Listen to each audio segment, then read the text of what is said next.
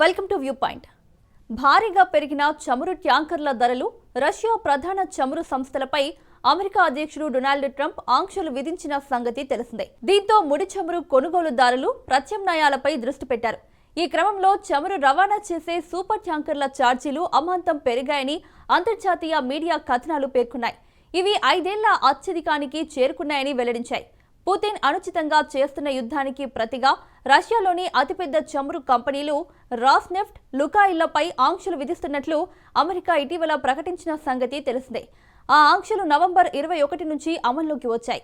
దీంతో ఈ సంస్థల నుంచి ప్రధానంగా చమురు కొనుగోళ్లు జరుపుతున్న భారత్, చైనీస్ రిఫైనరీలు ఇప్పటికే అప్రమత్తమయ్యాయి.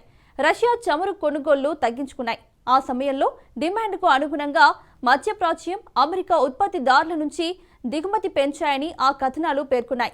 నిర్దిష్ట మార్గాల్లో మధ్యప్రాచ్యం నుంచి చైనాకు 2 మిలియన్ బారెళ్ల చమురును రవాణా చేయగల క్యారియర్ల ధర గత వారం నాటికి రోజుకు $137,000 పెరిగింది. అంటే ఈ ఏడాదిలో 576% పెరిగిందని వెల్లడించాయి. 2020 తర్వాత ఇదే అత్యధిక ధర కావడం గమనార్హం.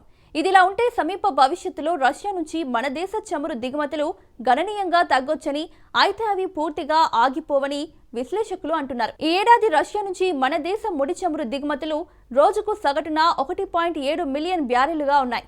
రిఫైనరీ సంస్థలు రాయితీ కొనుగోళ్లను అధికం చేయడంతో గత నెలలో ఇవి రోజుకు 1.8 నుంచి 1.9 మిలియన్ బ్యారెలుగా ఉండొచ్చని అంచనా వేస్తున్నారు. అయితే డిసెంబర్, జనవరిలో మాత్రం దిగుమతులు గణనీయంగా తగ్గే అవకాశాలు కనిపిస్తున్నాయి.